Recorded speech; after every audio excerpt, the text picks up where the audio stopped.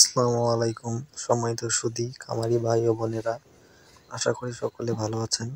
আপনাদের মাঝে নতুন একটি ভিডিও নিয়ে উপস্থিত হলাম। ভিডিওটির মাধ্যমে দেখানো গরুর রোগ হচ্ছে ফুড পয়জন।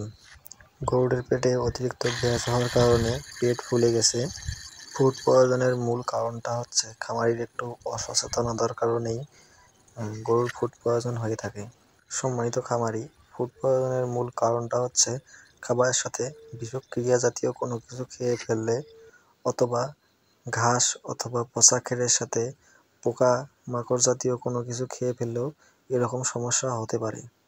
এছাড়াও অনেকে কলার গাছ এনে খাওয়ায় অথবা কলার পাতাও এনে খাওয়ায়।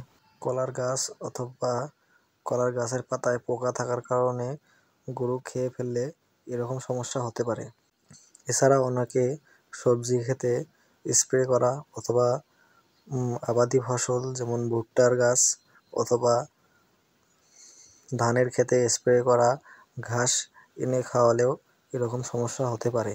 সম্মানিত খামারি, বাছুর গরু পোকা খেয়ে ফেললে সেই গরুকে সুস্থ করা অনেক কঠিন হয়ে পড়ে এবং ভিডিওর মাধ্যমে দেখা গরুটি পোকা জাতীয় কোনো কিছু খেয়ে ফেলেছে, যার কারণে কিছুক্ষণ পর পর পেট ফুলে যাচ্ছে।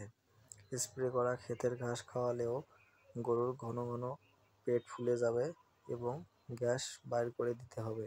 সম্মানিত খামারি, এরকম সমস্যা থেকে সচেতন থাকবেন এবং ক্ষেতের ঘাস খাওয়ানোর আগে ভালো করে ধুয়ে তারপরে খাওয়াবেন।